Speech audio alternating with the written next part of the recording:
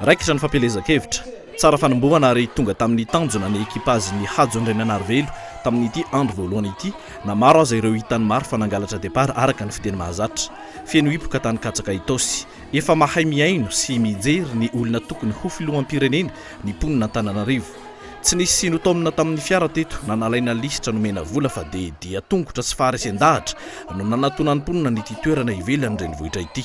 Androany ny andro voalohany nahitana ny etamajoro ny kandida ny antoko malagasy miara-miainga avy amin'ny lafy valiny nosy nahitana solotena teto amin'ny fanombohana ny fampelezan-kevitra ihany koa ny mpikambana eo amin'ny vovonana rehetra sy ny aviany amin'ny district eto Antananarivo.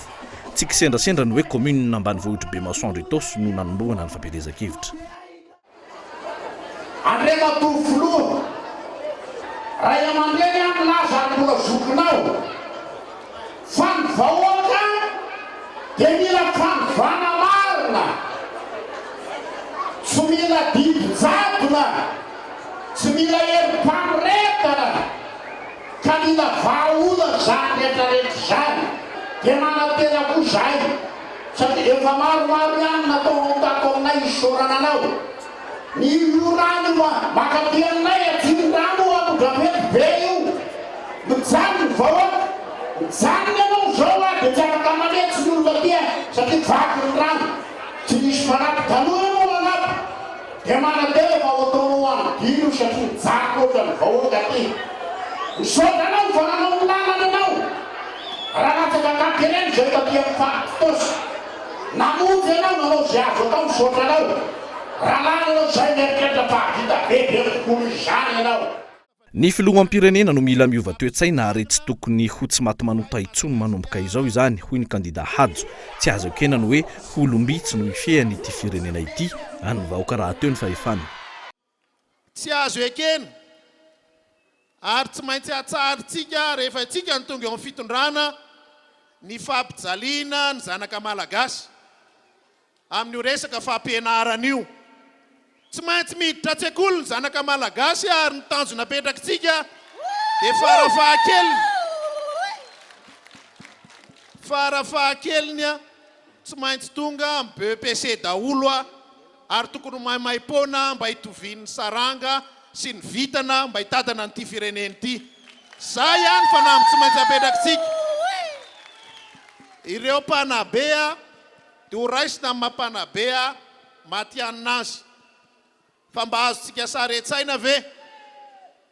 Mba fantatritsika ve? Fa anaiky ve ianareo?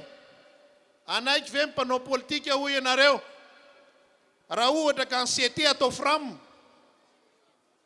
na ny CST atao fram fa maninona zanaka malagasy no tsy maintsy atao fram. Tsy azo ekeny zany.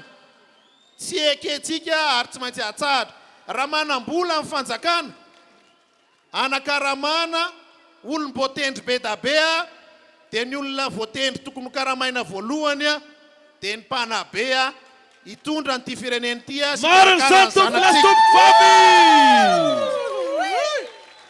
zany ny fanovana titsika mety ny atao firenena ampy zay ary hitako tsara mihitsy ny banderole mipotreny misaotra nefa any amin'ny faritra rehetrarehetra tsy ekena ntsony zay fanjakana tsy refesy mandidy ary indrindra tsy maty manota.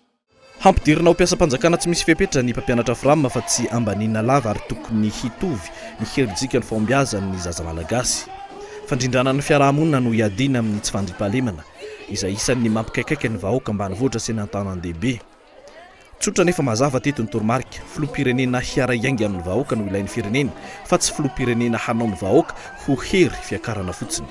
Ny antanina ihany koa ny rehetra hanara-maso tsara ny fifidianana nasehon'ny kandida Hajo Andrianainarivelo ary naharesy lahatra ny mpiatrika propaganda teto fa hainy ary efa nanananitra kefa ny mampandroso ny firenena.